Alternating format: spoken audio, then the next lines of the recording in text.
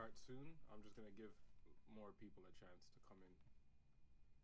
So we said 6 o'clock, so I'm gonna give it at least 3 to 5 more minutes. Let me know how the sound is, mic wise, everything. I'll adjust if need be. I also have the program turned down a little bit. Maybe I'll turn it up, but you guys let me know.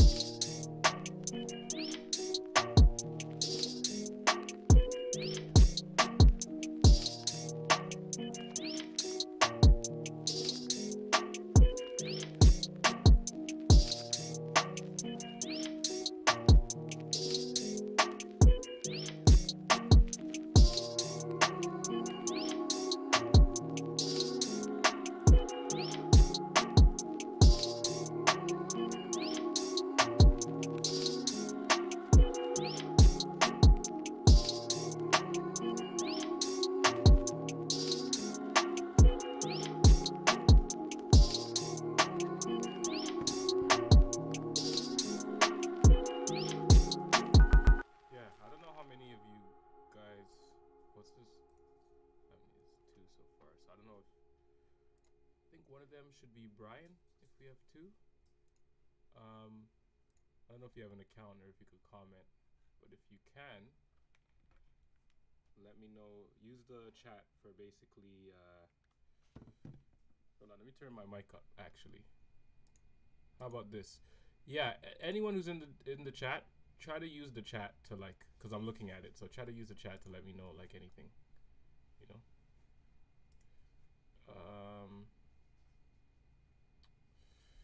Let's see. What time is it? 5:59. We got another minute. What about now? How's my voice now? Is this better? I can move the mic closer. To be honest, I shouldn't really have to. I should just turn it up.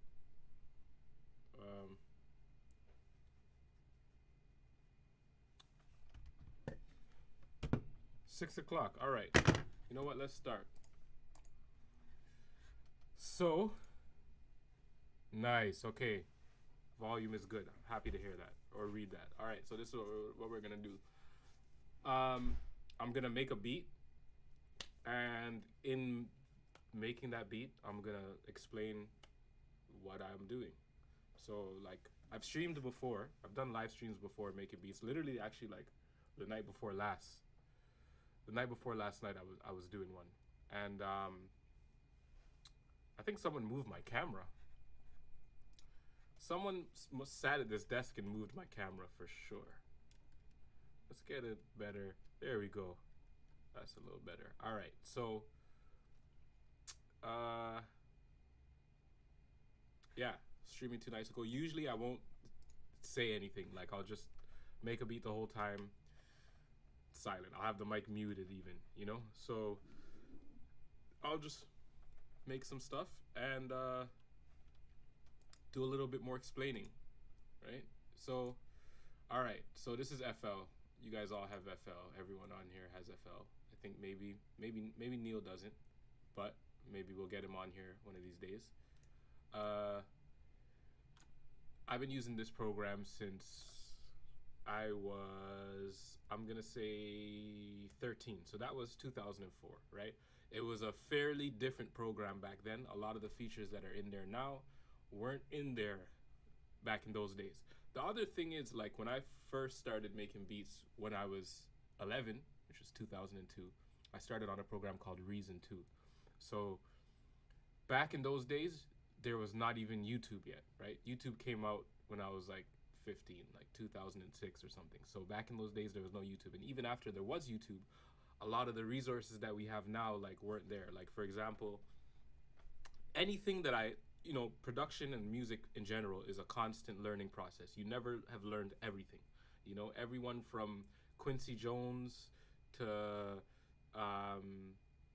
Stevie Wonder, they're all still learning.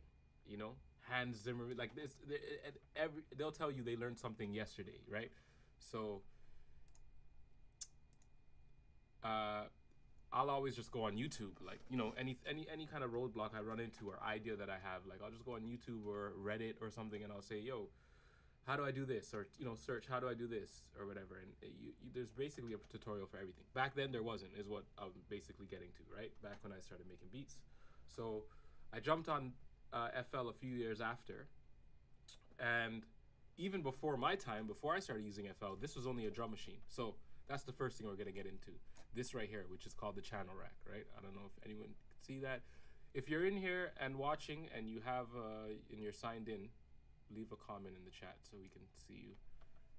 I feel like one of those like real streamers, like those guys on YouTube, Don't forget to smash the like button and subscribe or whatever. Okay, so this channel rack, right? This is essentially, the way I like to look at it, is like an internal drum machine for FL Studio, right? Fun fact as well, FL Studio used to be called Fruity Loops. And that name sucks. People made fun of it, especially because the software was limited back then too. So people would use the name to make fun of it too, right? So back in the day, it was only this when it was Fruity Loops, right? They only had this for the most part and like a couple effects. So this, like I said, is like the internal drum machine, right? And all sounds will be loaded into here. Or some audio files will drag onto the playlist, but we'll get into that later. So let's just start with like, you know what? Let me just start like how I like to start, right? So the first thing I'll usually start with, or like something that I like to start with, I'll give you an example, is like, I'll just start with the piano, right? I like this piano.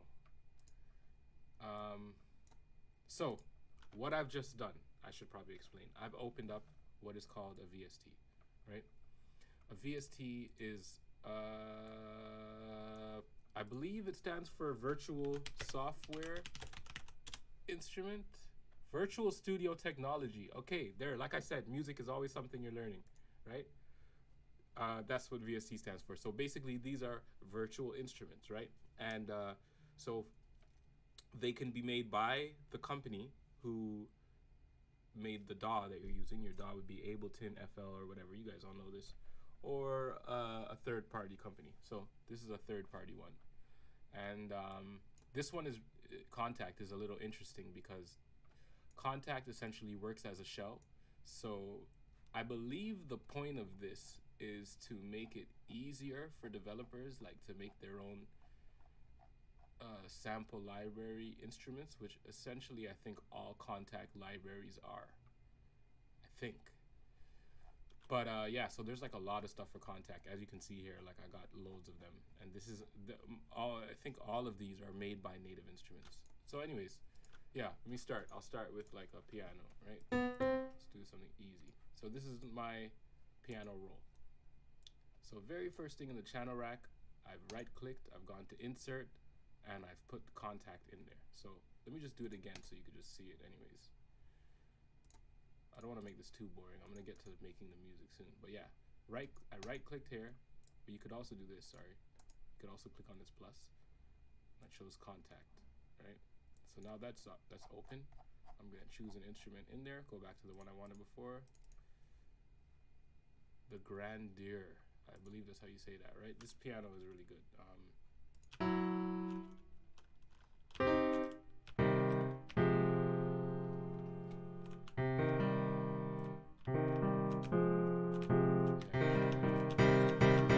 I usually don't like the hard piano sound, so I'll just, if I start here. Let's just put get a little piano melody going.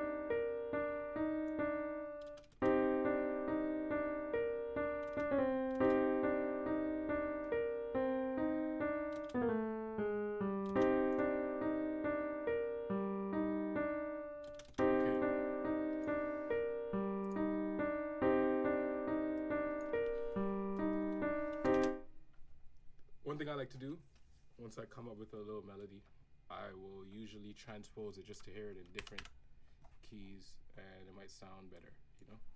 So,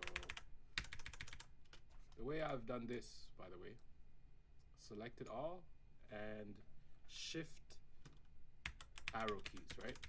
Hold shift and use arrow keys to go up and down. Now, here's a very useful trick. If I wanted to just go an octave up straight away, I would hold control instead of shift, up or down, right? So I always like that. So I'll usually play around with the key.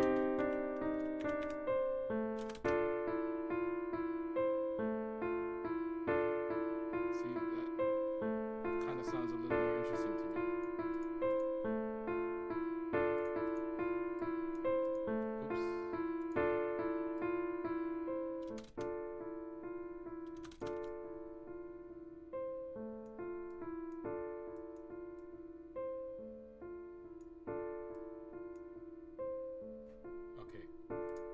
Gave it some dynamics, you know, because obviously it's, unless you're playing at full volume, it's next to impossible as a piano player to just play the exact same velocity at all times. I think so anyways. But yeah, most people, you know, they'll add dynamics even just stylistically anyways, you know, on purpose. But even if you're not doing it on purpose, it's going to be different, right? So that just adds like a more human feel. So this is something I just did right here too, Control B. That just duplicates it over, kind of like you guys would know, like Command D in Ableton. Control B does the same thing in FL. So okay, you got a little melody going, nice.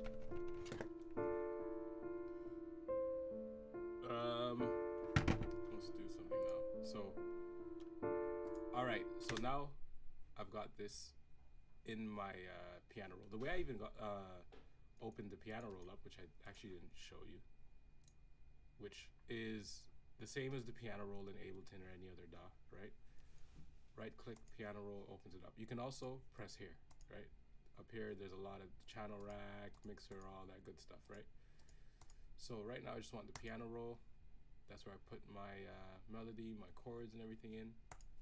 Now, this is the arrangement window. This is the second place we're gonna go to. So the first place was the channel rack, which like I said is like your internal drum rack, and we're gonna go back to there.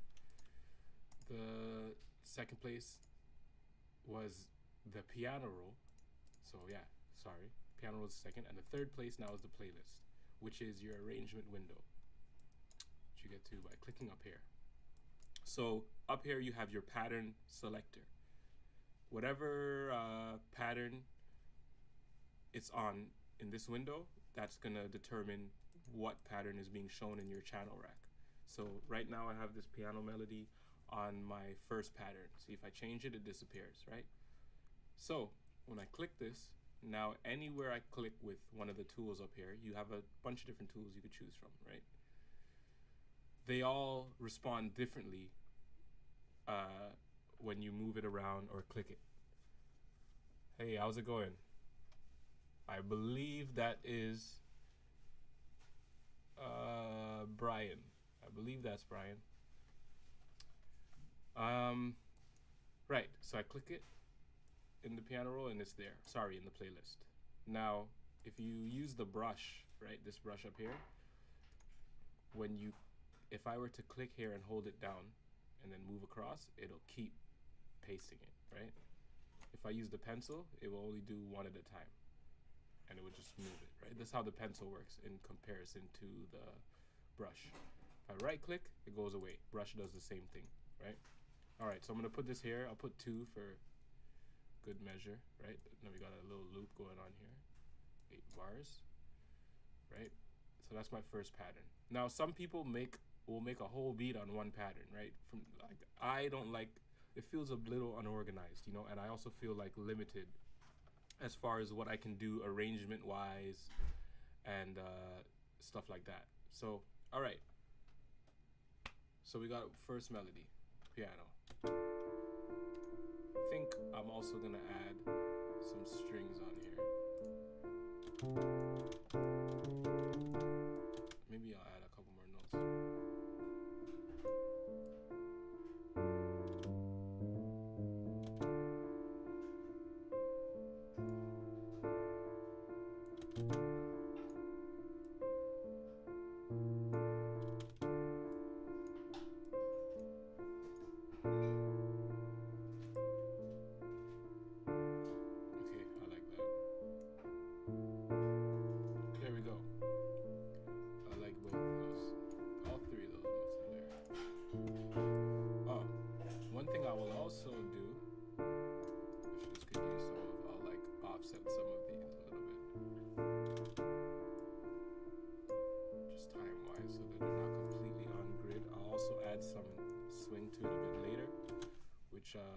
The swing is the same as the groove in Ableton. I don't know how much you've worked with Ableton, Brian, with Marlon, but swing and groove is a way to like humanize the things that you're essentially programming or playing, right? So quantize is what puts it on time, but quantize will, if you set it a certain way, we'll just put it directly on time, right? And that's not how music is usually played. There's little inconsistencies in the rhythm and grooves, right? And that creates a lot of the feel and movement, swing, bounce, etc. So depending on the program, they might be called different things, right? Some are called swing, some's called groove, but it's the same concept across the board, right? So sometimes I'll add a bit manually, right? Because I like to just have a little bit more control, so I'll just move these over, right? And if I play the metronome up here, turn the metronome on and off, also very good to know.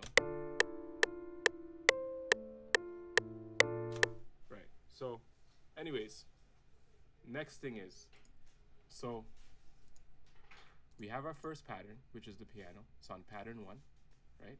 I've now placed it in the arrangement window. Okay, this is a little too long. Place it in the arrangement window.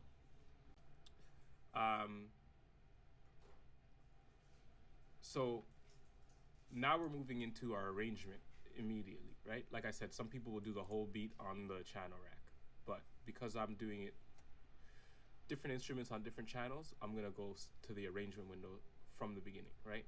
So there's 2 ways to listen back to yeah, exactly. So there's 2 ways to listen back to what you're making. There's the pattern mode and the song mode. So the pattern mode will only play the pattern that you selected. The song mode will play everything that's in the arrangement window, right? So if it's on, put it on song. Now I can put another pattern. If I go to pattern 2 and click here, I can put another pattern under it. Sorry, pattern 2. There we go. So it'll tell you what your paintbrush will paste there if you click, right? So if it's on pattern 1, it'll paste that, right? If I go to pattern 2, it's on pattern 2, it'll post pattern 2. Right now pattern 2 is empty, right?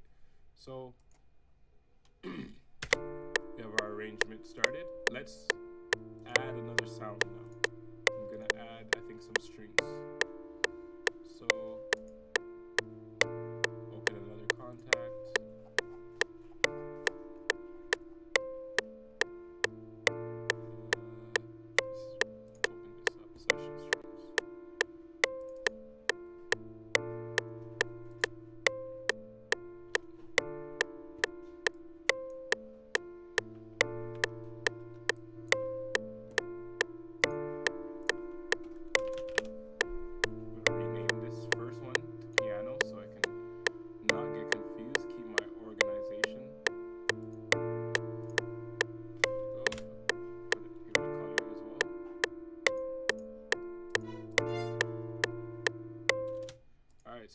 pattern 2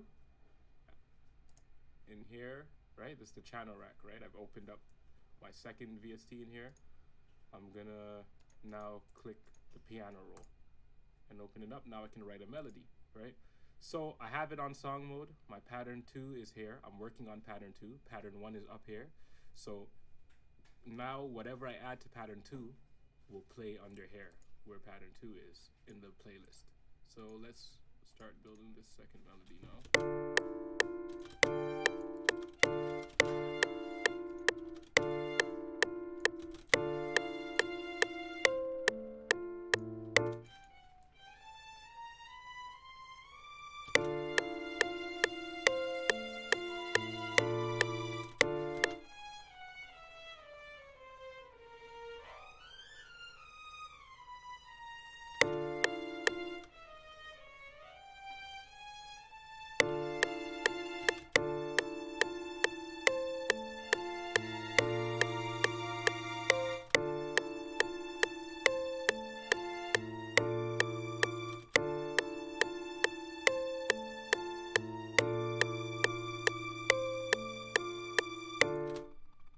Simple, effective, cool. Another thing about Control B, shortcuts are always useful, right? In any program that you use, even like not just DAWs, whether it be Photoshop, whatever. Like, if you have some short keys that you know, like it'll always help your workflow. So Control B again here, just like I did in the piano roll, just duplicates it over, right? Right next to the end of your last one. So if it was the way this works, if it was like this short and I press Control B, it'll put it again right next to it, right? So I want it to be an even loop. There we go.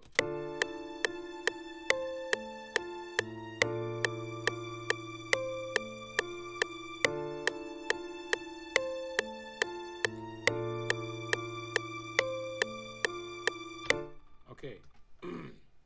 So I think now we can start adding maybe some drums or something, you know. Thanks, Brian. I'm trying. It's not going to be as good as yours would be, but I'm trying.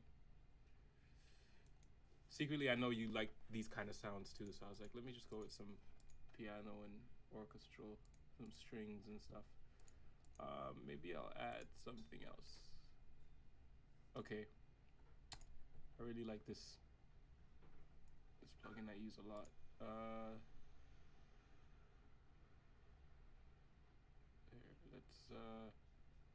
So this plugin has a lot of samples, but I use it mostly for like vocal chops and stuff like that, little voice samples. Oh, it's not loading.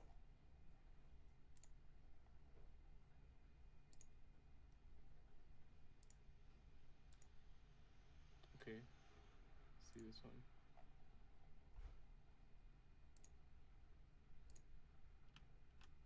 I think this is D minor.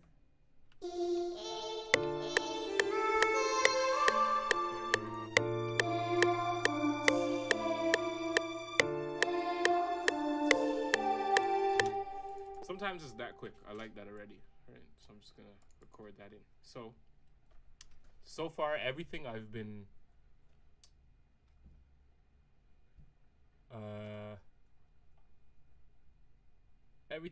doing in the piano roll, penciling it in, right? All the notes and melodies I've made.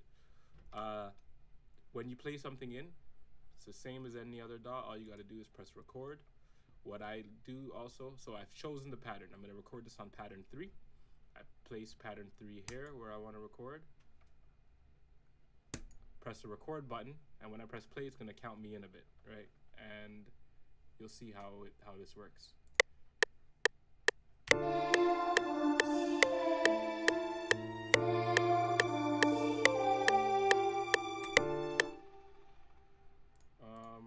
Wait, why didn't that work?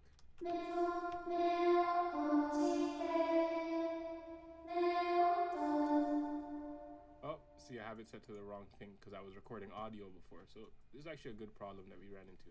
So I gotta right click this record button here and make sure that it's picking up the right thing. So right now I have it set to only record audio, right? But I need it to record my notes. Let's take out audio for now. I need to record my notes and automation. Let's try it again.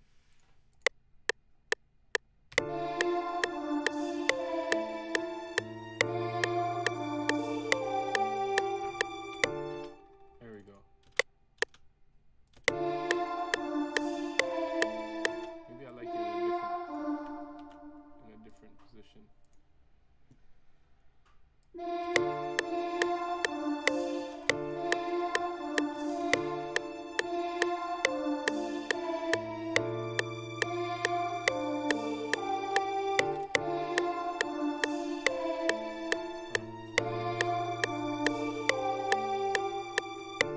There we go.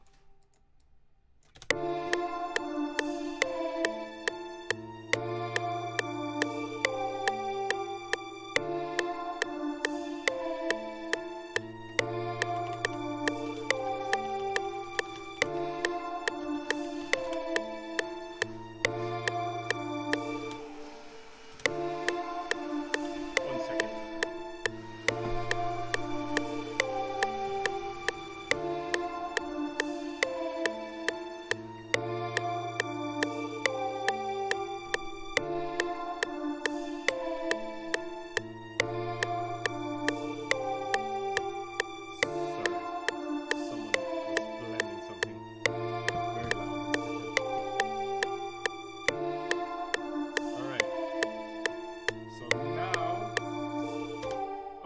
Another thing about that output VST I was using, the one that I'm using for these vocal chops, it's a subscription. So like, yeah, you can get it for, I think it's $10.99 a month.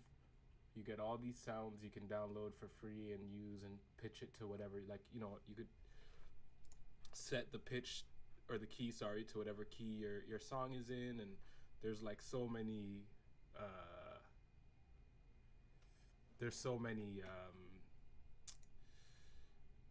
like different sounds and stuff like that, and different ways you could use it. For the second repetition, instead of D, lead to an F or an ascending cantus firmer with E, and then to an F, either or lead to an F. Okay, let's see if I know what you're explaining to me, because my musical theory is not as good as yours. So let me see. I think what you're saying is, for this note, go to an F.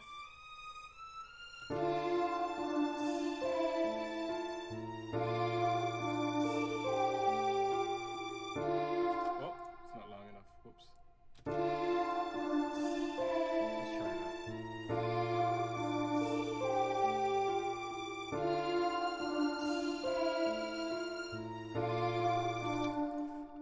Oh, I like that.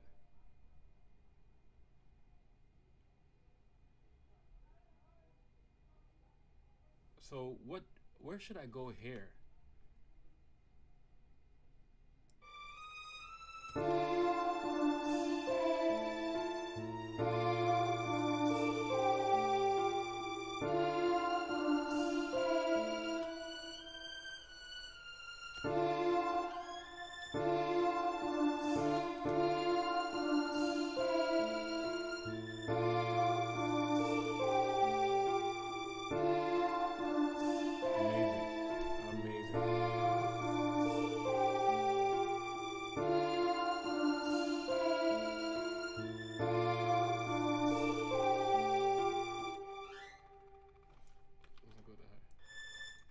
I think I could take that note. The last D as an F. So keep it.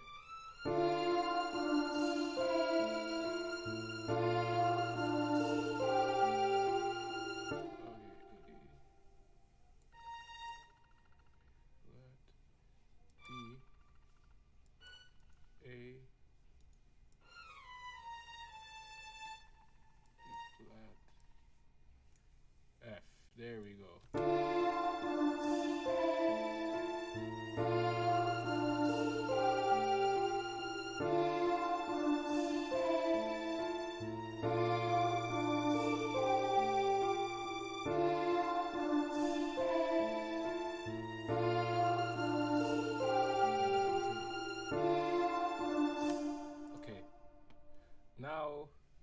think I can start adding some drums. Okay, so far we have 3 patterns, right? I must label all of this too. So let's label this. This is our Vox, right? I'll make this a different color. This is our strings. I'll make that a different color as well. Rename it strings. Yeah, that sounds awesome, Brian.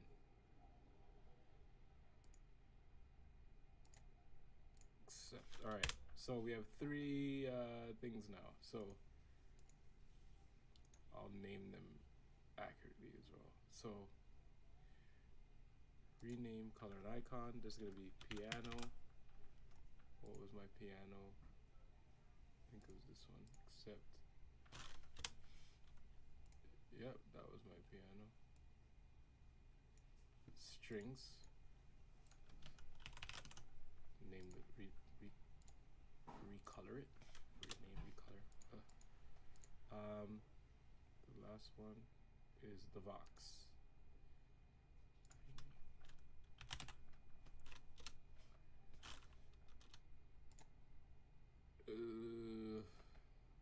What color was the Vox? It was green. All right, so I gotta do it for this too.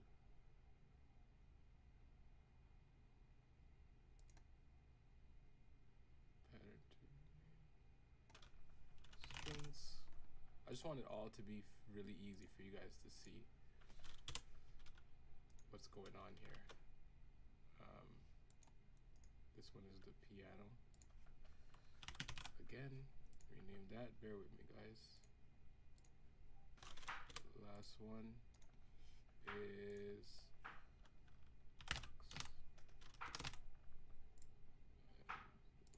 there we go.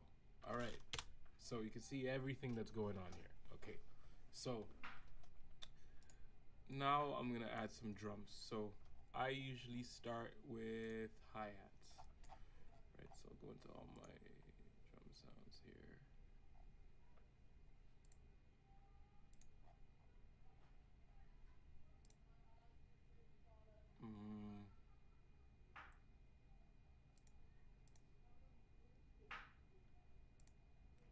Drum packs. Let's see. Where did I put all those sounds? Here we go. All right, so I'm gonna start with some hi-hats. Maybe a hi-hat loop.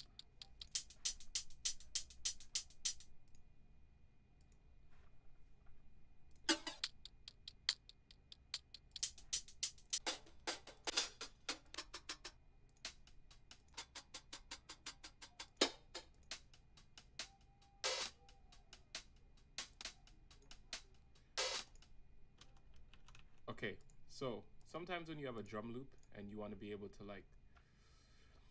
maybe you want to move around the sounds of it a bit, what I'll usually do is open it as in what they call a fruity slicer channel. So this is the tension one. So I'll go to right click it, right? Over here's all my drum sounds.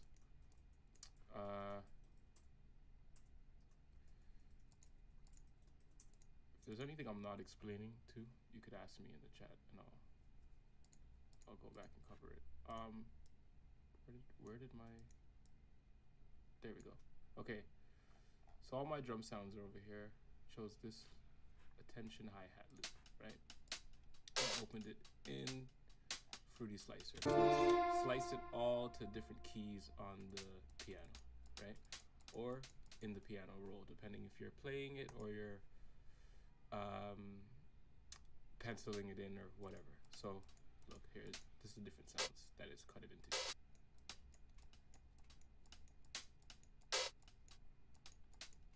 So let's start with something like this.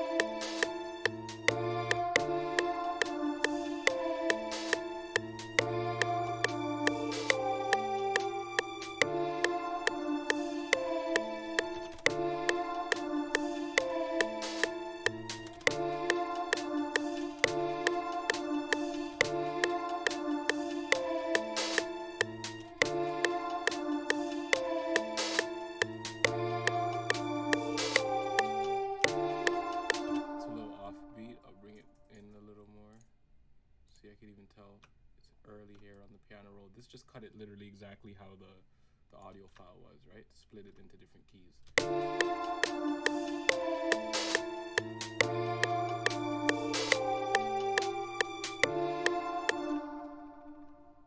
move this a little more too.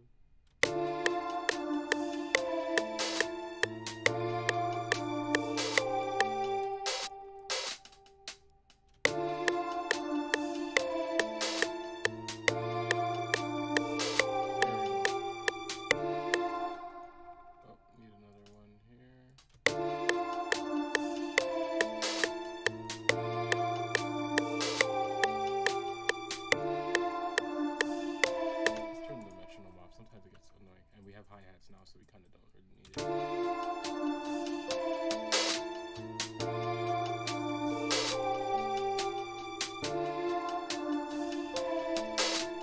Okay, so at about this point is when I'll like often start sending stuff to the mixer, right? So that's the third place we're gonna get into NFL. Actually, before we even get into that, I should also address the browser. So the browser is this on the left. The button for it is up here. You can get rid of it, hide it, bring it back, right? The browser is where all of your, you can literally find all of your VSTs here too, but I never use that to open it. You can find your recent files, stuff that you've used recently and opened up. And you can also find all your drum sounds. So there's a way also to make sure, like, to be able to just have all your sounds that you need in the browser, like all these drums, by going in file settings, options file settings, and you click one of these folders here, and it lets you add a browser directory. So when you click that folder, it opens up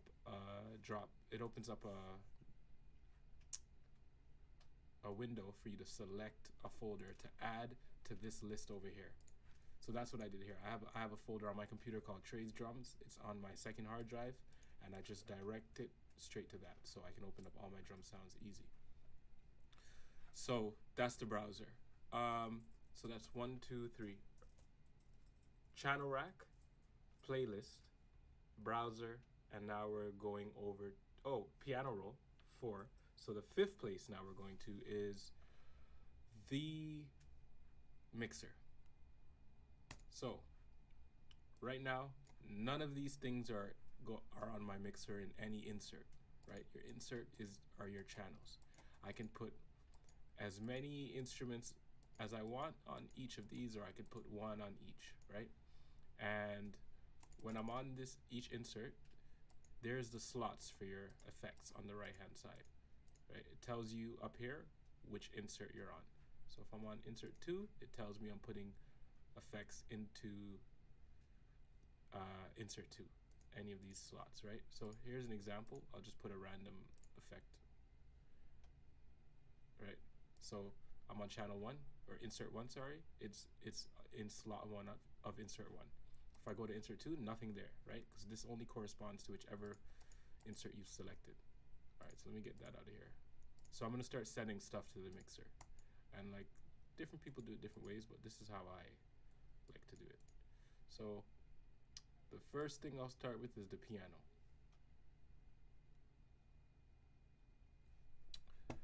Oh yeah, I'll try not to talk as much when the music's up. I'll turn it down to the music. Maybe this, there you go, a little bit louder. Okay, bring it a little closer too. Okay, so the first thing I'm gonna send to the mixer is the piano. So these lights on the side of these instruments lets you know which one you have selected, right? In DAWs, period, knowing what you have selected is very important, because it will dictate what the actions of your mouse make happen within the program, you know?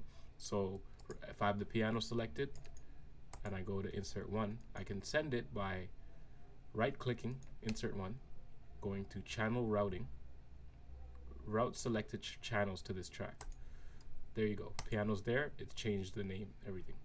Now, the way this works too is if I was to select more than one, which you can do by select your first one and then you right click other ones that you want, right? So I could select all of them, or I could just select one at a time.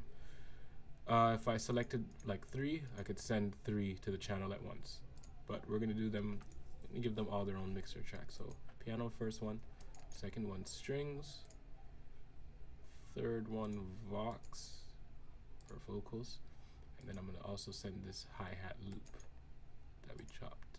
Okay, so better? Awesome. Okay. All right.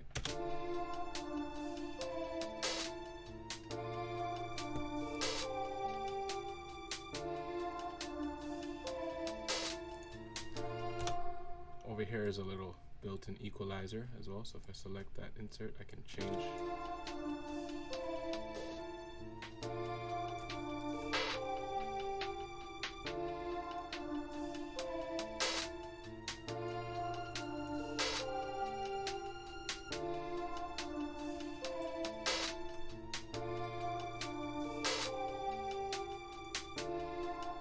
Yeah, just want these to sound a little dirtier.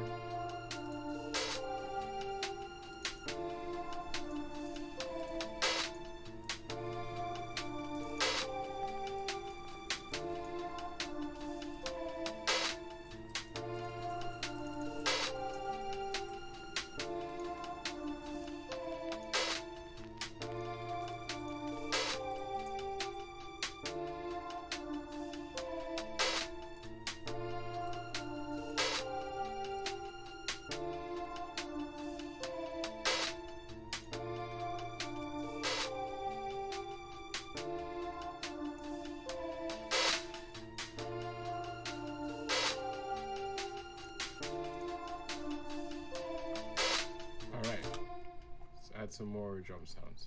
So where's my playlist? There we go. Right, I just added some effects to this hi-hat loop. Okay, so we need a new pattern, pattern 5. Place it under here. I'm also gonna label this hi-hat loop.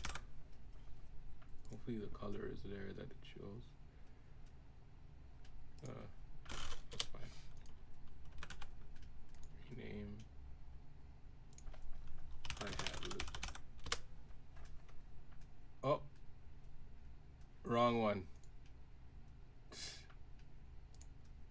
See, it's always important to know what you have selected. Rename hi-hat loop.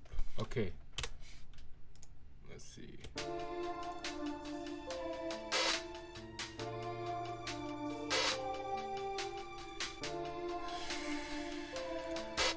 Let's put some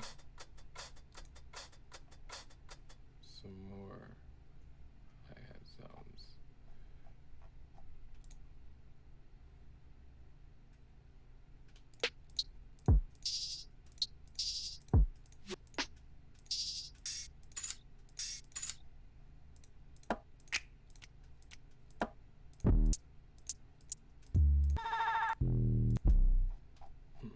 Okay, I know where the hi-hat sound is I want to use.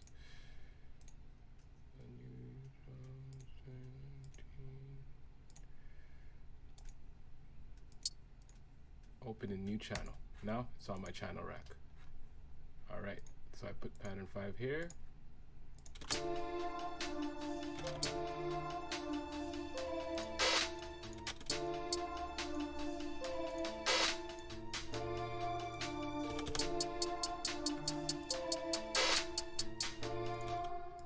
Wow, I didn't even explain that. I should explain this.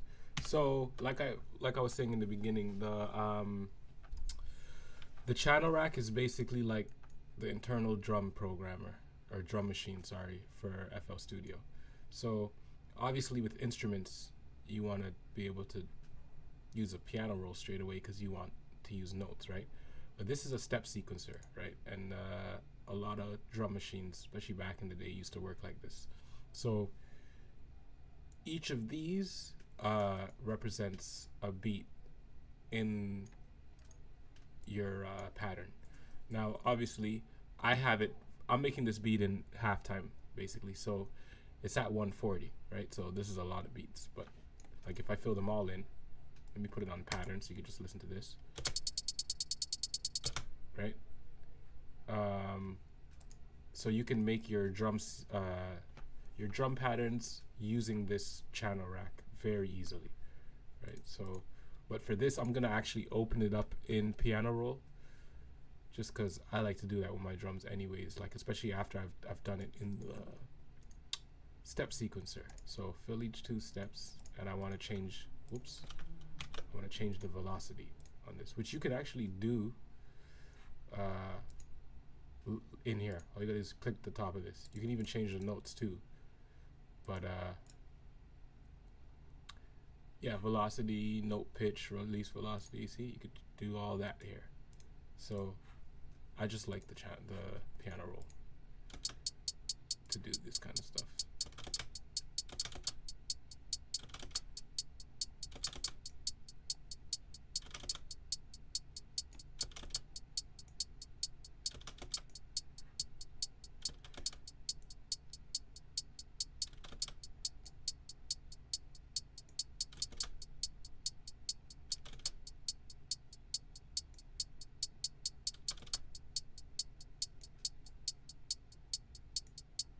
There we go. Sounds a little better, right? To me, anyways. So now we can hear it in our whole, I was on pattern mode, so if I go back to song, I can hear it in our whole arrangement. Okay, this hi-hat loop is kind of loud.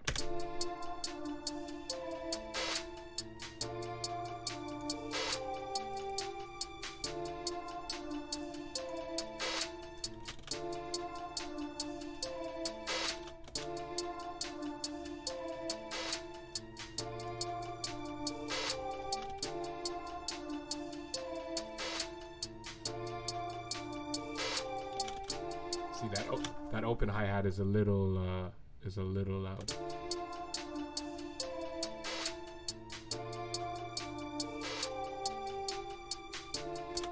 I usually like to pitch down the hi-hats as well. This one's a little it's a little high pitch for me. Yeah, I like that better.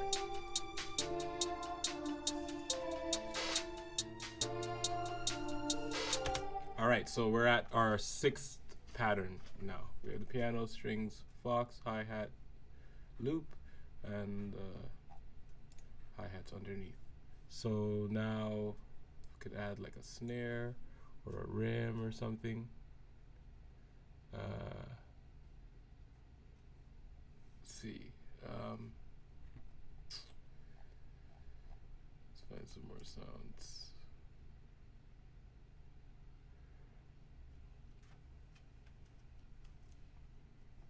I know where I have some that I like for this. Let's see.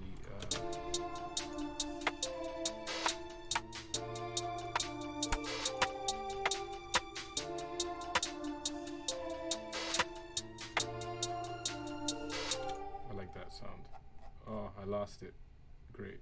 Oh, there we go. Okay. So we're gonna go to pattern 7. Right, maybe I should name this as well. Rename this just to keep our organization where it needs to be. Rename. Kalel, nice to have you. Close hi-hat. We're just making a beat live, and I'm just explaining as I go along. So I don't know how long you've been here for, but I'm pretty sure you know a good bit of this stuff as well. Yeah, so far we have the piano, strings, vocals, the first hi-hat loop that we chopped up with Fruity Slicer, and we have the, sorry, here it is, the first hi-hat that we chopped up with Free Slicer.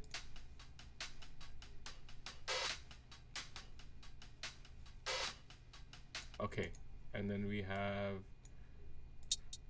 the second hi-hat. So now we'll go to pattern 6, place it there, and we'll add in maybe our snare or our rib now. Let's see. Oh yeah, we chose the sound already. There we go.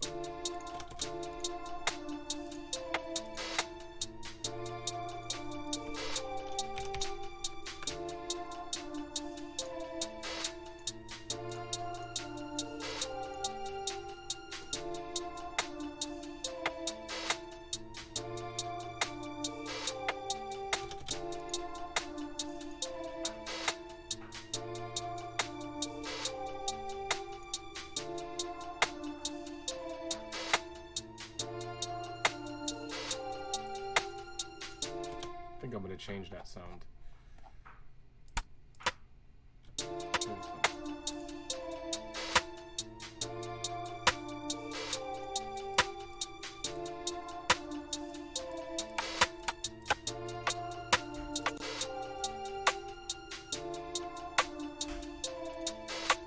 Okay, I like this one, even though it has what sounds like a little bit of a hi-hat underneath it. It's fine.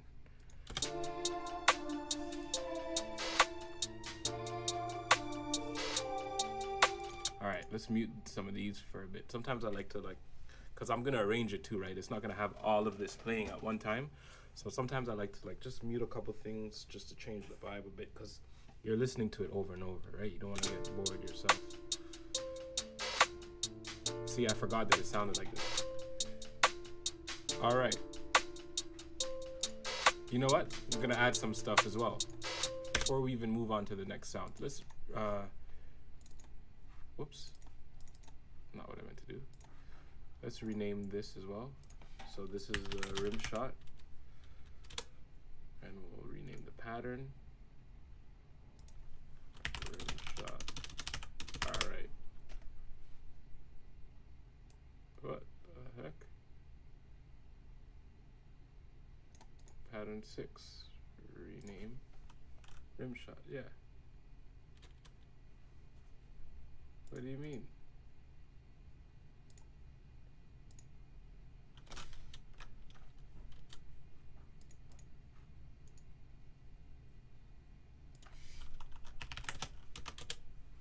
Okay, finally.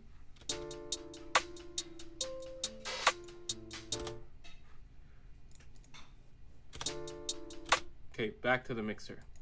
So these are the things I sent to the mixer. I should probably send these hi-hats to the mixer as well. Oh, channel routing. So rename closed hi-hat. That's what I called it on the channel rack. All right. So I think this piano needs a little bit of reverb. But before I do that, I'm gonna put some of this RC20 on here to make it sound a little weird, a little older.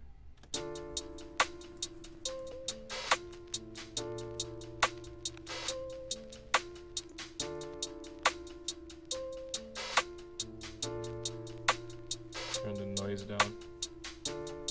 We already have the noise on the hi-hat, so don't need it there at all. Yeah, turn the noise down. We already have it on the hi-hats. Don't need it there. Could put it there if you want, but I don't think I need it there. So let's put some reverb on it as well.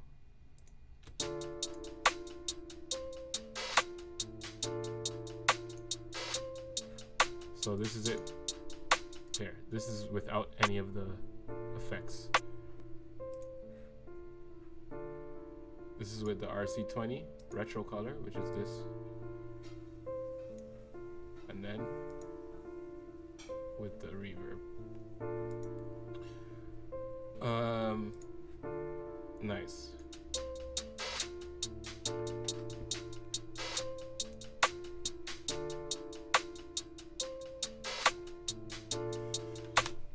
Alright, next I'm gonna add some more drum sounds, maybe some bass. Let's see what I have in here. 2021, there we go.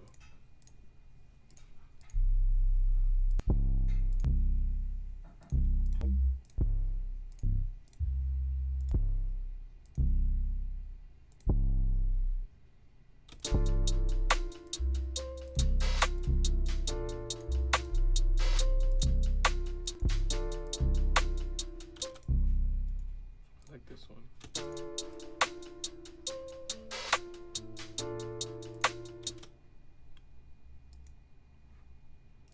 Yeah, right now I'm picking the sounds pretty fast too because like we're doing this, right? I'm trying to kind of just show you guys my process, but sometimes literally like I'll be sat here like doing this forever, going through, like I'll go through hundreds sometimes, you know, and there's nothing wrong with that. Usually what I've noticed about like working with people and teaching people about DAWs and music production and stuff is a lot, and even like, you know, like recording, like some of the kids that we have that are artists and stuff, they're really sometimes people, they get frustrated by like something taking a lot of time or being indecisive, you know, and that's kind of like just part of the creative thing, you know.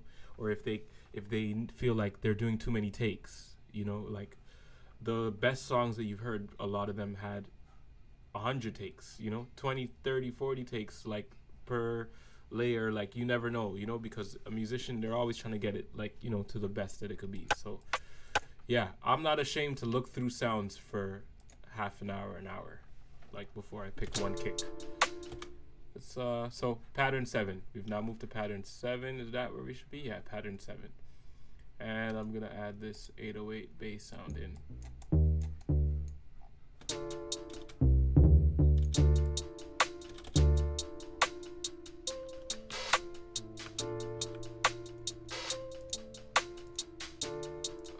Line.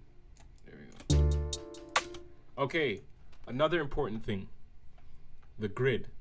So the grid determines how your notes get written in, right? So you see like this, it's moving it based on a certain grid, right? I have it set to line right now, right? There's all these different settings to set it to, what it snaps to. If I set it to none, look at this. You see the difference with how that moves? Yeah. Or I could set it to line, and it's right on the grid.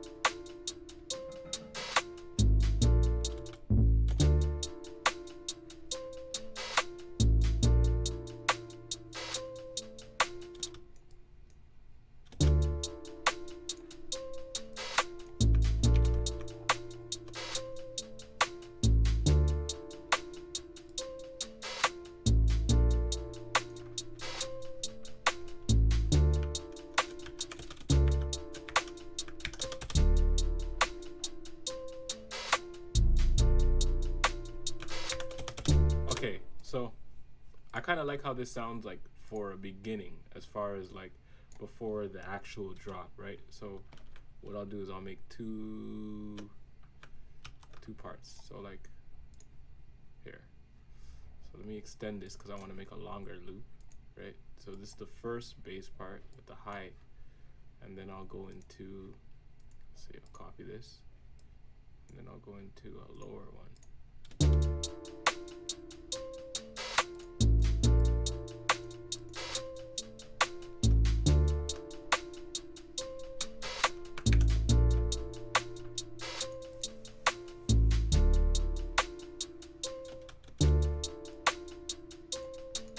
Actually, it needs to be a little longer.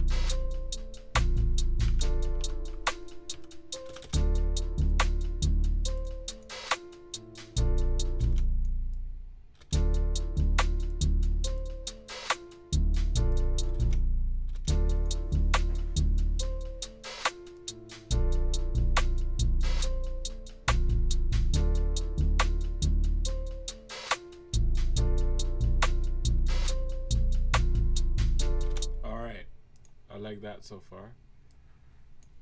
Make it even longer. Whoops. What is that?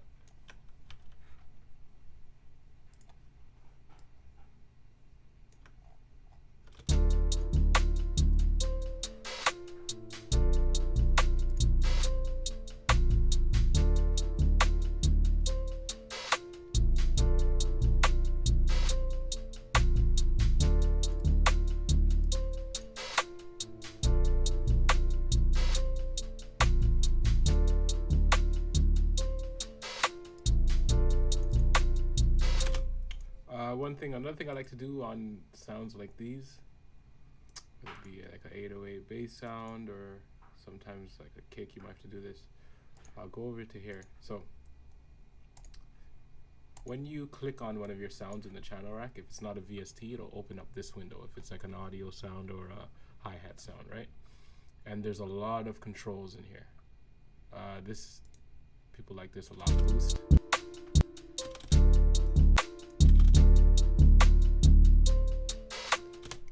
What I will do as well is, this is a good one to turn off, use loop points. I usually turn that off. And also for a sound like this where two bass sounds at once doesn't sound good, it clashes, right? So I'll make it monophonic so that it can only play one at a time.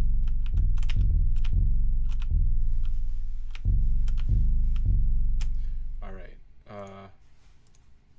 So could keep going with this beat from here. I like this bass sound. What we'll also do again is we will, we'll rename it 808. The pattern we'll rename 808. This one, wait, why is it doing that? 808, enter, there we go. All right, this one we'll rename 808 low, because this is our lower octave. Oops. We'll rename 808 low. There we go.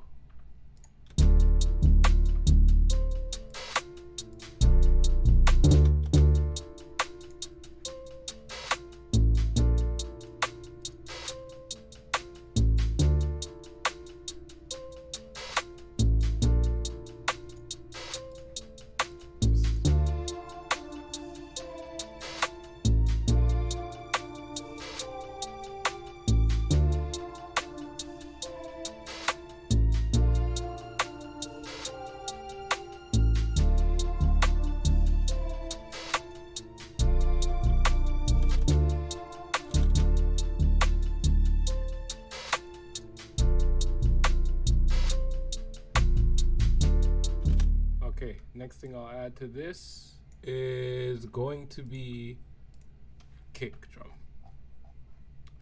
Like, again, this is just the way I do it, right? Depending on the beat too. It's just, it's not like there's a rule. I just like, this is my workflow, So you might do it a different way. Someone else you see that does it might do it a different way.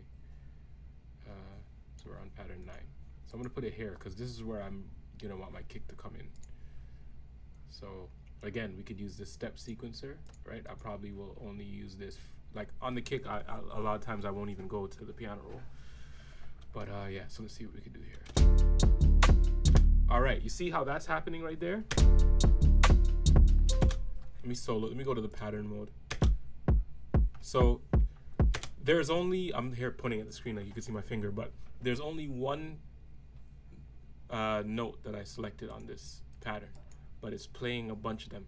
That's because it's looping this sample, right? So that's why I turn use loop points off. So now, just once, which is all I need, right? So let's go back to the song. And we also need to go back over here. There we go.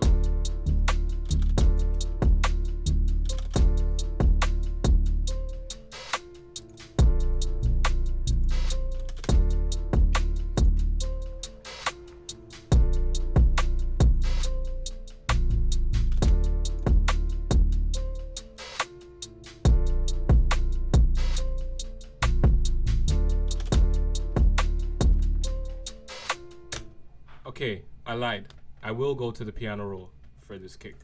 And the reason I'll go to the piano roll for this kick is, again, just more freedom. I like the piano roll because more freedom.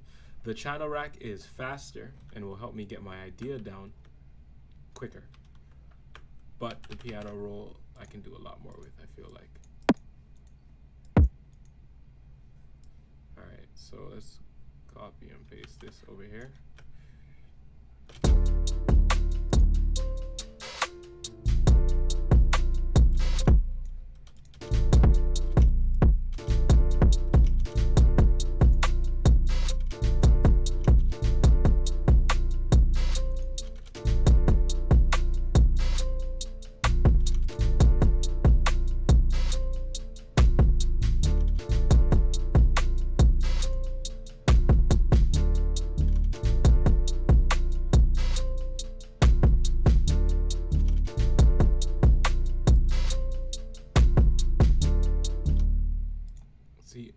And I'll probably even make it even longer to add some variations in this. Copy, paste. Let's see.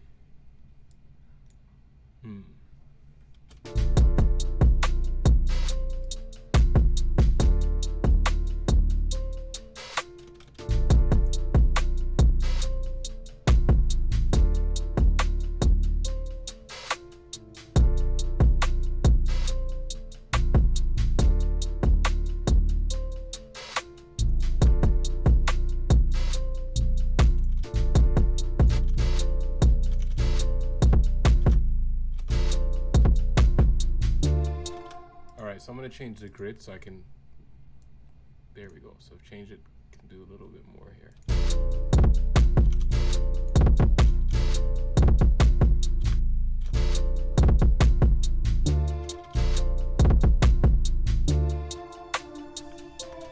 All right, so let's make the whole arrangement a little longer. There we go.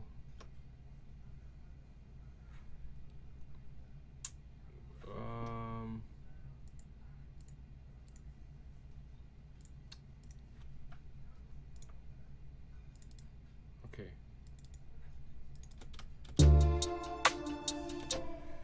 Now, I'm also starting to feel like this is a little slow.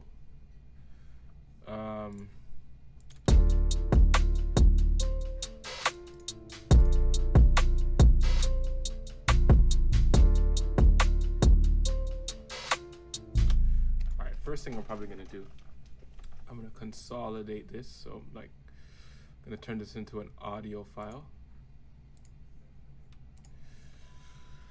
That helps a lot of times with stuff that, like, I don't want to move this and then I have issues with tempo and stuff like that, which is easy to happen. So now I have this as one loop.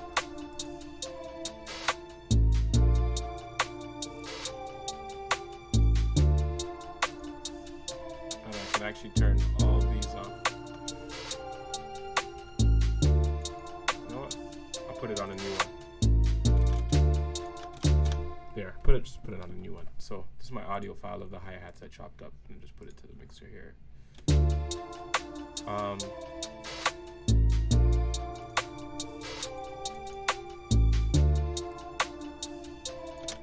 All right, so when I click on this audio file, it's already in time and everything, right? Like I have it the way I want it to be. What I don't want to happen is when I change the tempo, I don't want the pitch to change as well. So here's my sample. I double click on it, it opens up this window. So over here in time stretching, if I change the mode to E3 generic, right? Now when I move it, well, first I need to lock it to the grid. So the way I'll do that here,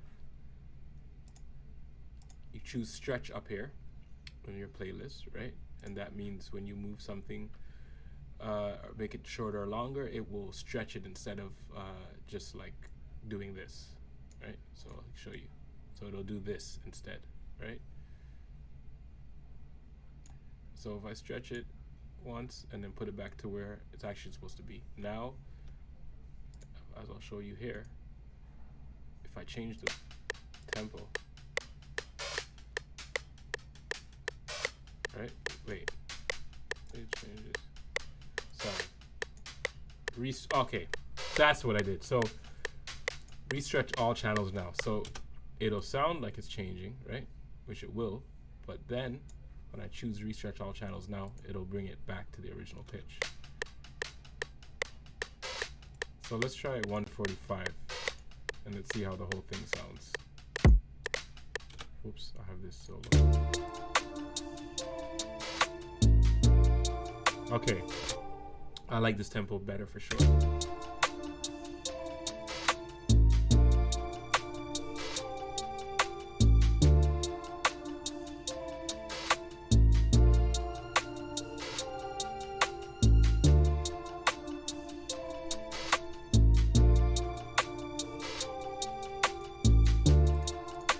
I'm gonna also add something to the box, EQ wise. I'm gonna EQ some of the stuff out.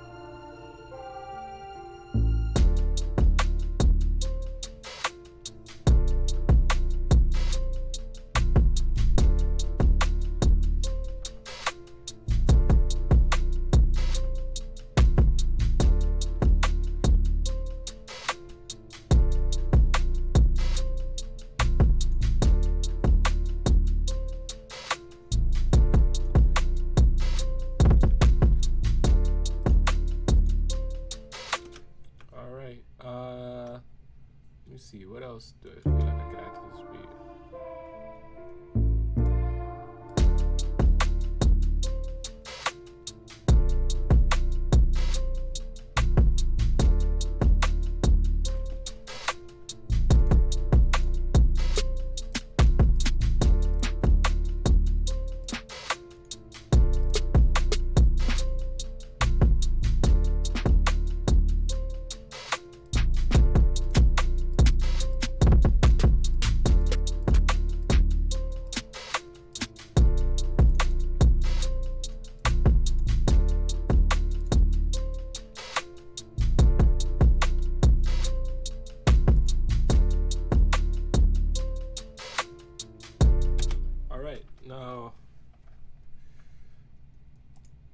Let's see what I don't have on the mixer. Again, this is good for organization and stuff because later on I'm gonna need to do a little bit of mixing. So let's take the rim shot, put it on its own insert, the 808 for sure, and the kick.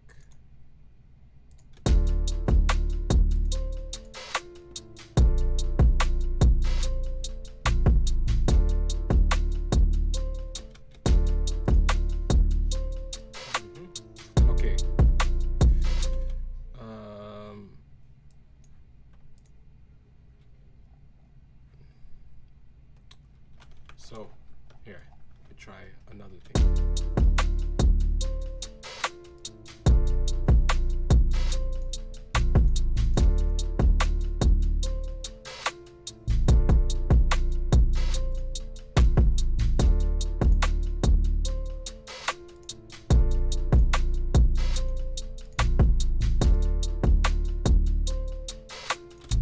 So something I'll do a lot too is I'll take the MIDI from one of the patterns that I like, so in this case the piano, and I'll paste it into another VST and listen to different sounds with that melody playing. And a lot of times too, because there'll be a lot of the synth sounds will be arpeggiators or sequences. You can get like some stuff that you didn't expect to get out of it, basically.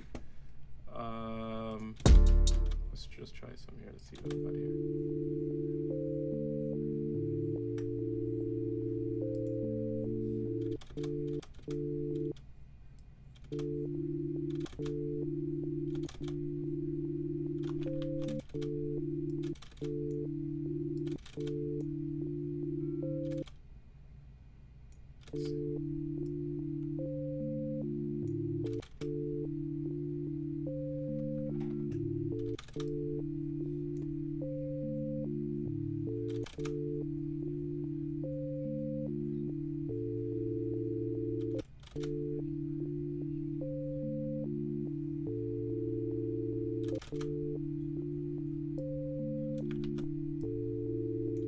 See, I like how this sounds just a little messy.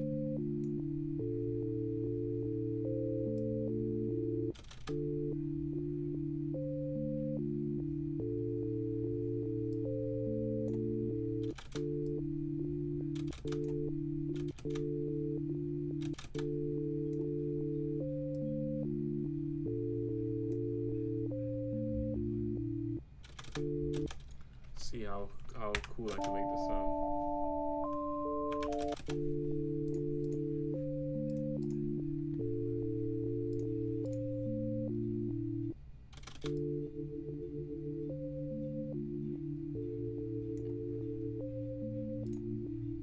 Alright, let's send this to the mixer and see what I can do with it as well.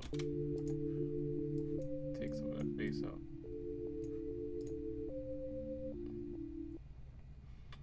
What could I add to this? Other RC20 always helps.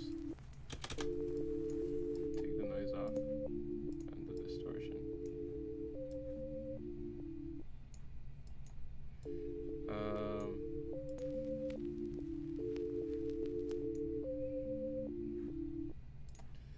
Maybe some reverb on this too.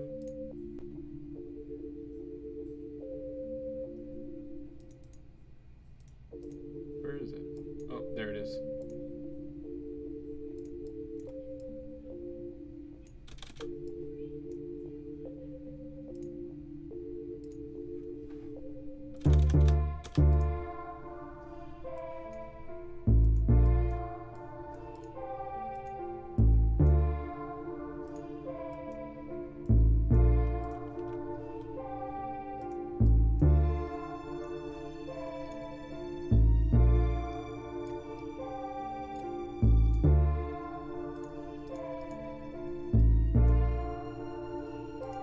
I think I'll put reverb on the strings too.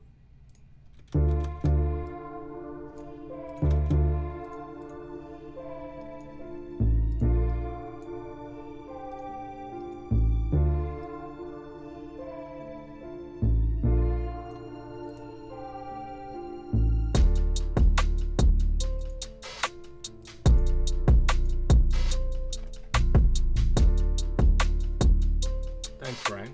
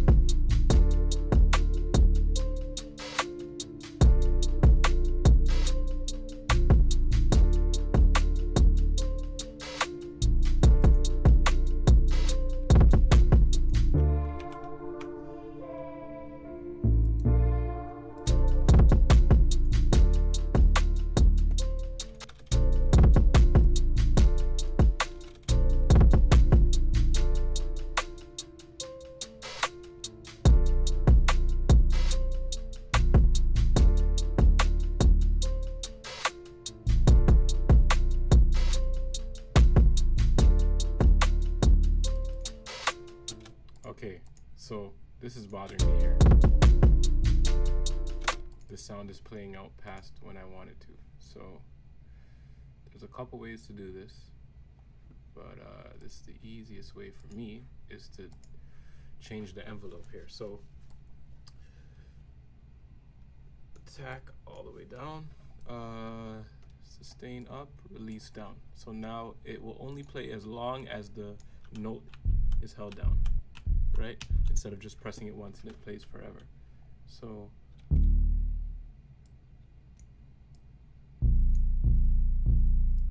let's fix this. I gotta fix it so it all, you know, plays when it needs to play.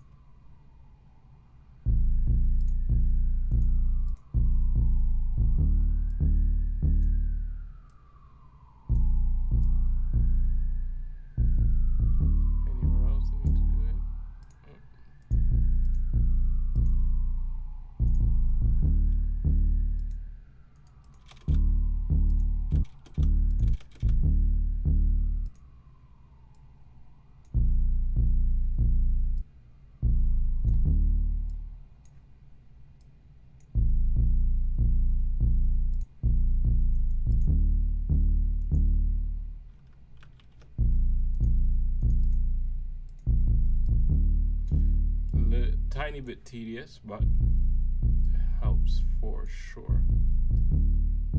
There we go. Okay. So now that shouldn't happen. In this break, it should stop immediately. There we go.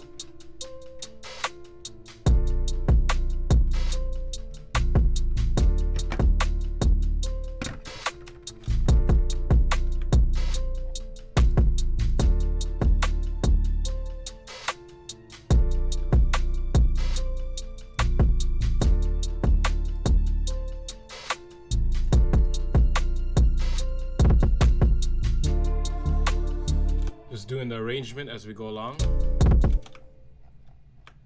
So far, what do we got here?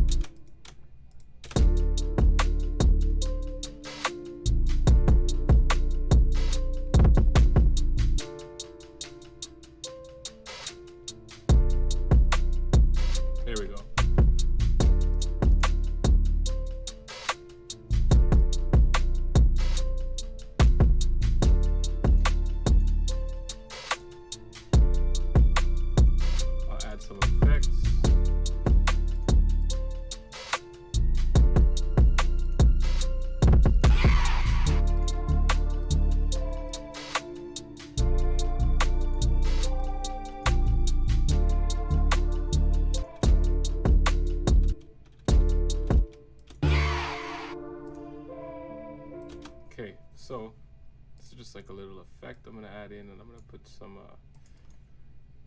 effects on this effect. Some effects on the effect. FX, whatever.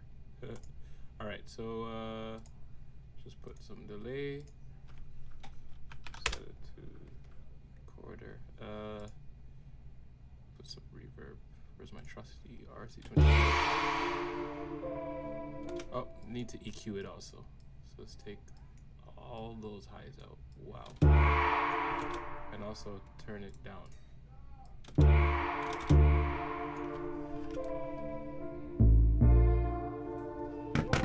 Wait a second.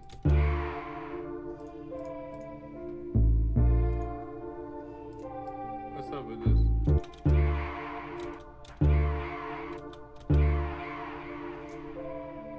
There we go.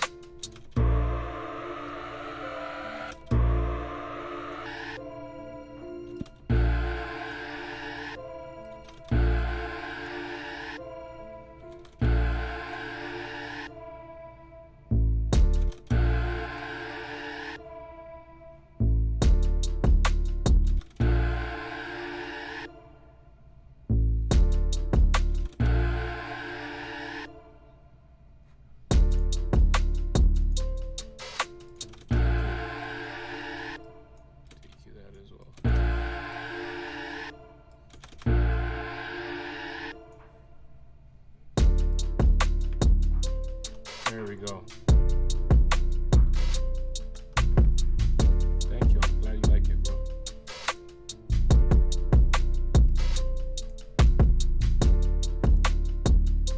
Probably bring this sound back in over here.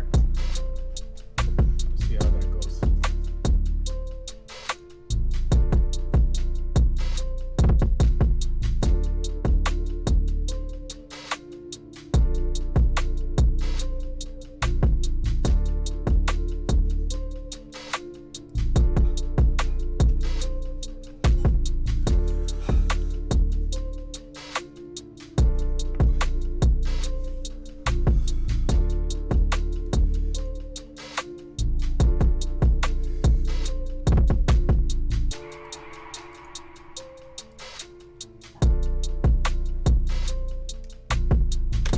Okay, before I do a little bit of mixing, I'm gonna try out one more thing.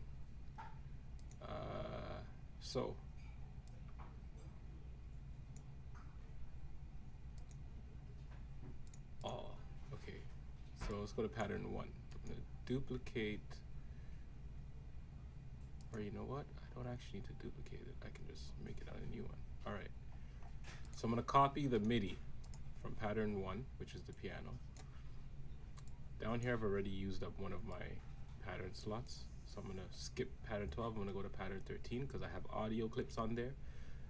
I have an audio clip on there, and actually no, I put the sound on the channel rack. So yeah, pattern 12 is being used, so we're gonna go to pattern 13. I've kind of fallen out of my organization, so let me fix that.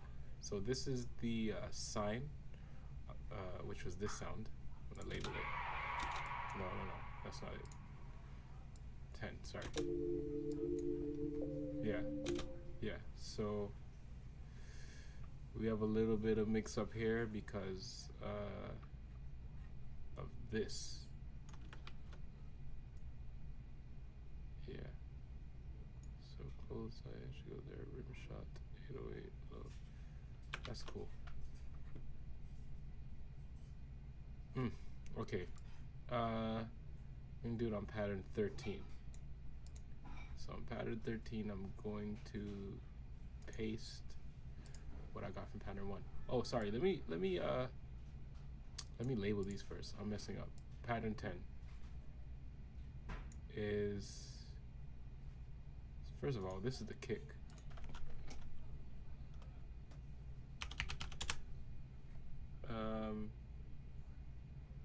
This is the sign. Rename sign. Okay. Sorry. Rename kick. There you go. Okay. So back to what I was doing. Pattern 13. Okay. So I have the original piano. I'm just gonna do a little trick with this. I'm gonna put it up an octave. Sounds really good an octave up, actually. And let's put this plugin on it. Where is it now? Halftime. Here we go. I love this plugin.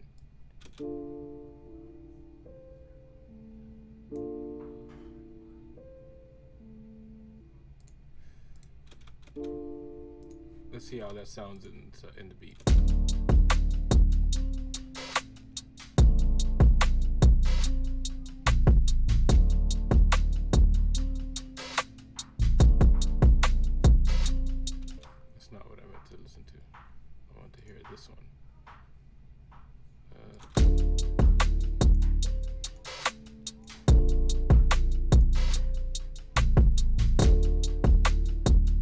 See, I don't actually like it that much, but it does sound cool. It is a good plugin. I do actually like how this sounds high pitched though, or sorry, one octave up.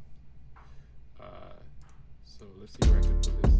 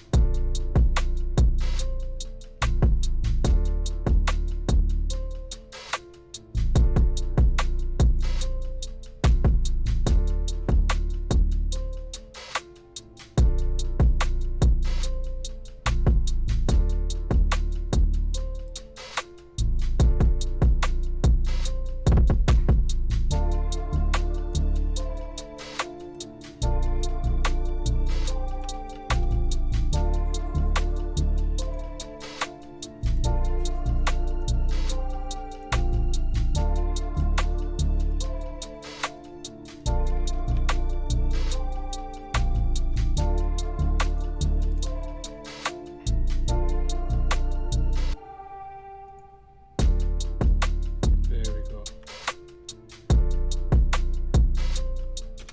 Okay, I like how this is going. So let's get back to the mixer. So what I like to do too is make sure that nothing isn't sent to the mixer, because then it would just be going straight through the master. And if I could tell by if I solo it and I can hear, if I solo something and I can hear something that's not supposed to be on there. So like this is just this rise effect.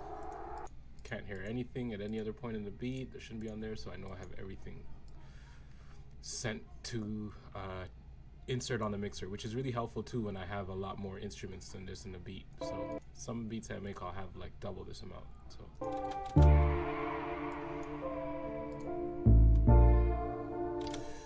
first thing I'll do is I'll turn everything down. So like, oh, Oops. Oh, they kind of changed it. Oh, okay, all right. So, yeah, bring this down. -6. So I'm gonna bring everything down at the top left here. It'll tell you how much you're taking it down to. So right now I'm at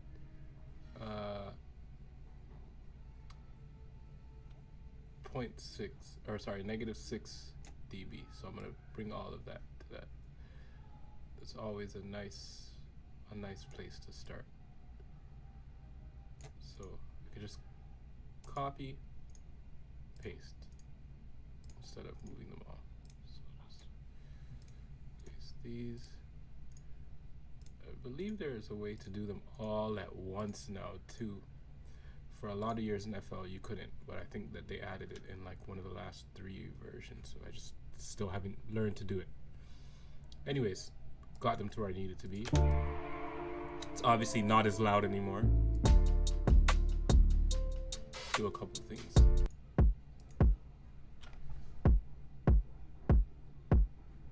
okay.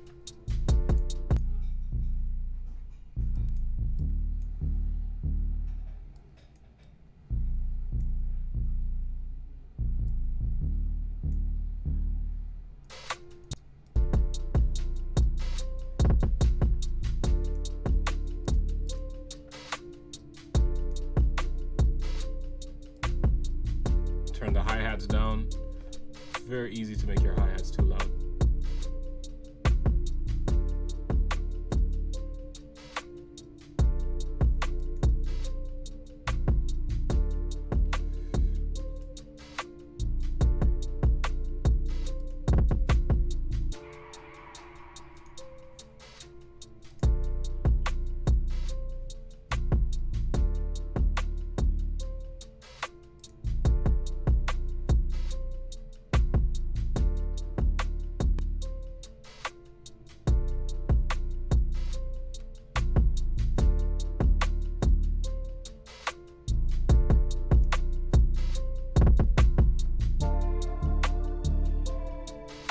Put a limiter on the master.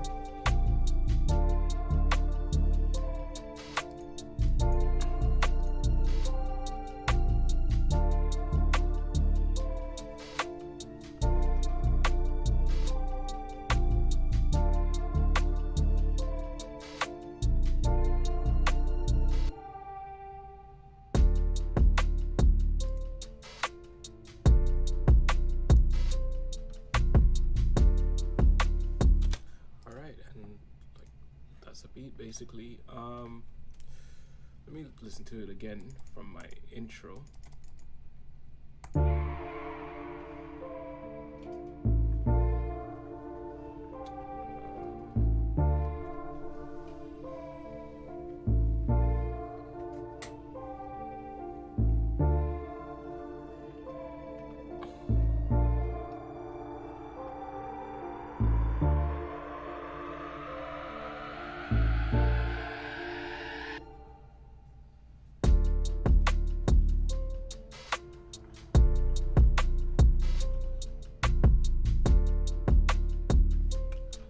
Alright, yeah, I like that.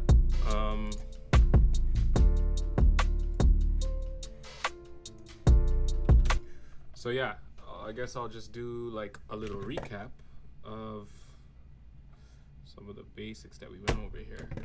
Which, okay, the main parts, channel rack. This is where you insert all your instruments and or sounds, and is essentially the internal sequencer slash drum machine for FL Studio. Then we had our piano roll, which is over here, where you pencil in all your notes. The top left of the piano roll is your tool selection, whether you want to use this tool to grab everything, the paintbrush, or the pencil, right? We have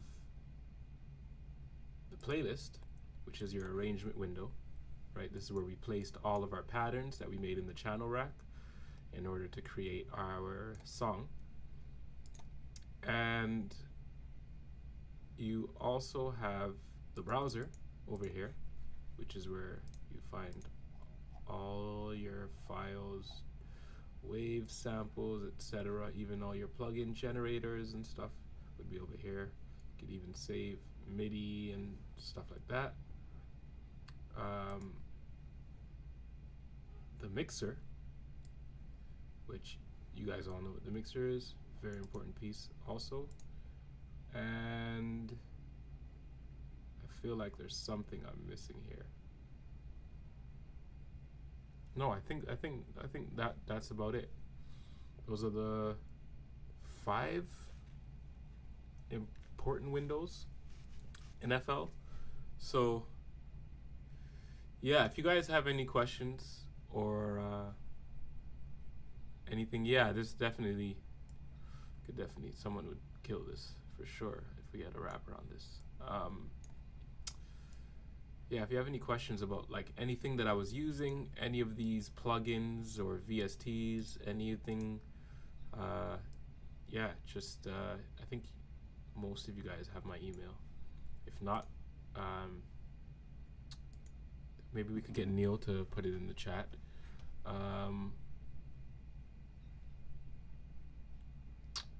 Let's see, what else is there that we covered? Yeah, I think that's pretty much it. I'll wait a second for any questions that maybe come through from you guys. If you guys have any questions, let me know.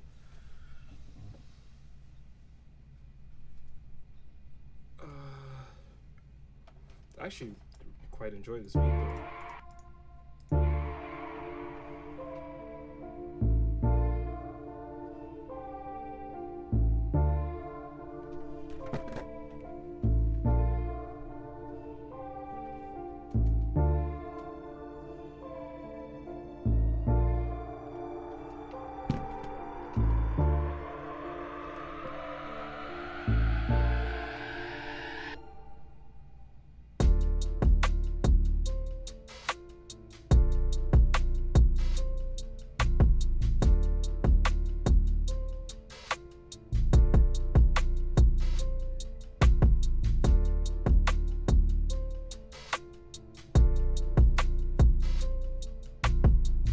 There, I had to turn the hi-hats down a little lower.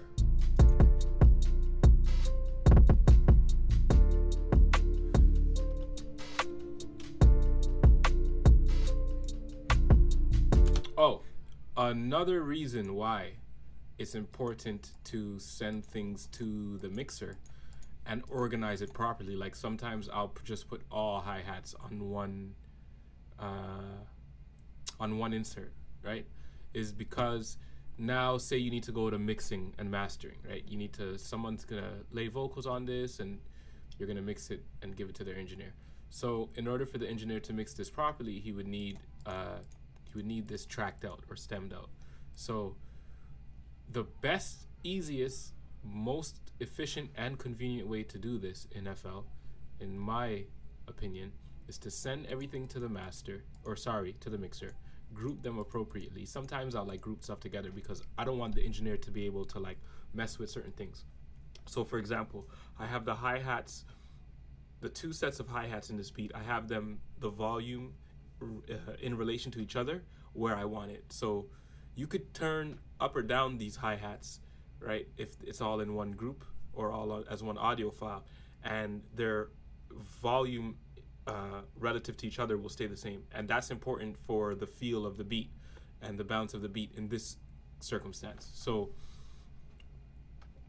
a lot of times stuff like that, like hi-hats, I'll put all on one, or if I have 2 snares, I'll often put them on the same group so that the engineer gets it as one file for that sound. But this is another important reason. So when I go to file and I go to export, if I choose wave file, right, which is how you would export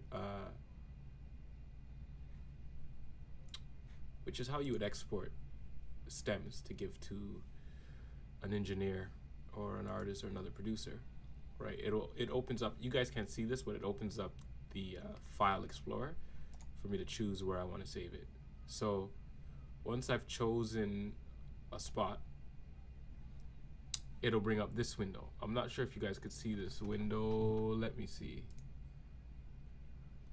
Okay, yeah, you can't see this window, but there's a window that comes up, right? And this window is your rendering window, and it will give you a bunch of options, right?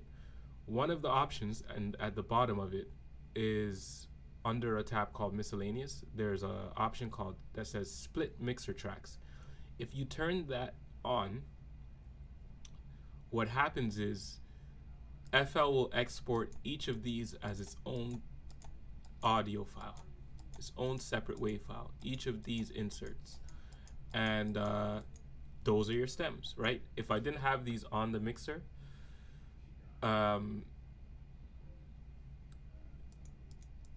yeah, it wouldn't work properly. You wouldn't have it organized the way that you need it to be. There would be sounds on files that shouldn't have sounds on those files, stuff like that. So it's always better to do this as you go along. Just send stuff to the mixer, and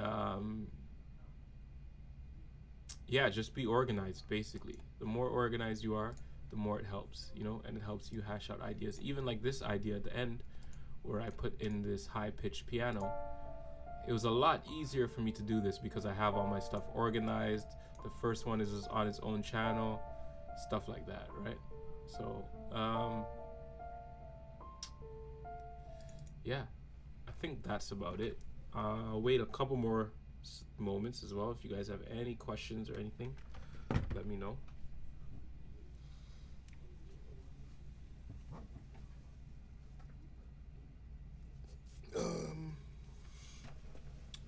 But it's good. We all have this program now, so you guys could get busy and start making stuff.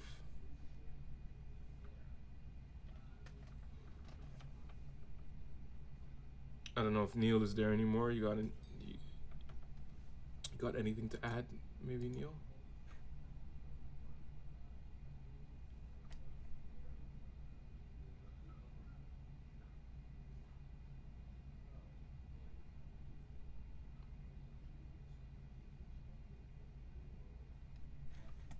Let's listen to it one more time.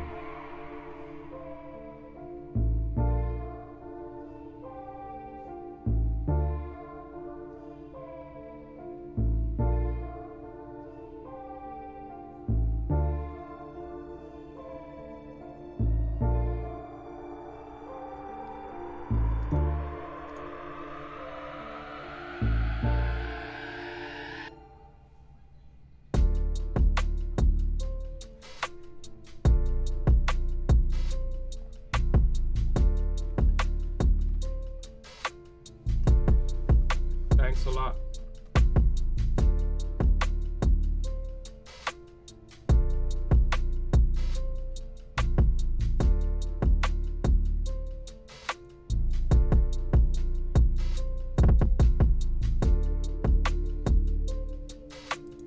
Yeah, so I guess that's it for today, but yeah, any questions or anything you guys have, you guys could just shoot an email. And also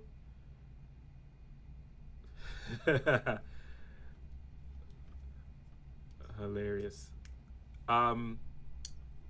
like I was saying earlier too, like everything's on YouTube, like or in a forum or out there somewhere on the internet for you to learn if you look hard enough. And usually you don't have to look that hard, but you know, I don't know everything in the program, and most people, probably no one does, right? No one knows every inch of these programs. So there's stuff that I wouldn't know that would be online that I would have to go search for, Google, YouTube, Reddit, whatever the case may be. So yeah, lots of resources for you guys, and we're also here to help. So yeah, that was fun. Hopefully we all do this again very soon. You guys take it easy.